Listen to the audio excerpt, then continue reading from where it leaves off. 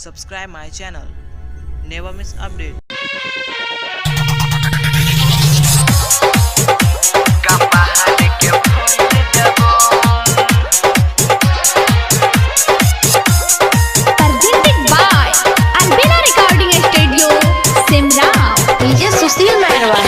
बाप तोहर हमारा से जरई छौ, छोटा की बहिन रोजा लहरई छौ, छोटा की बहिन रोजा लहरई छौ।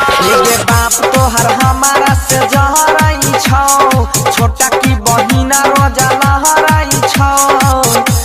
गे मोगिया छोड़ देबो समझाबे ना कपार के फोड़ देबो, ये समझा लेना का पहाड़ के फोड़ देबो।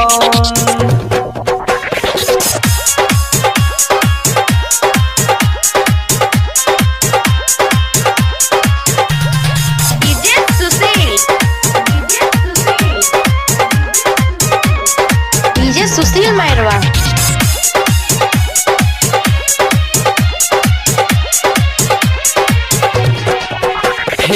ले खोजे सुईद पैसा तोर बाप न अभियो चुकैल गौ, गछने जे रहो एगो पारी अभी तक न उहो पहुँचल गौ।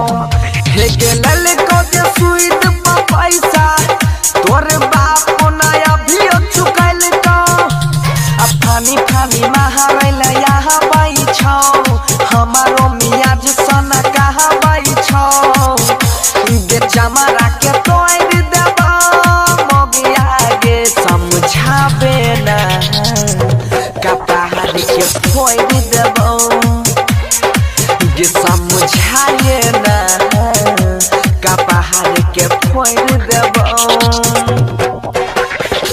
presented by Albina Recording Studio, Simla।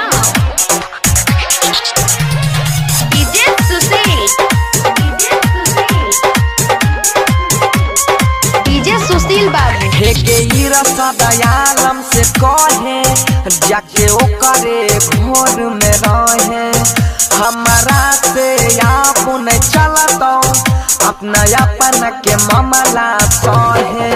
हे के रसदयालम से कहे जाके ओकरे घोर में रहे, दोसर शादी करवाओगे तोरा भईवा से नहीं डरवाओगे, मुहावा के मोड़ देबो सुन मोगिया गे का पहाड़ के फोड़ देबो, सुन मोगिया गे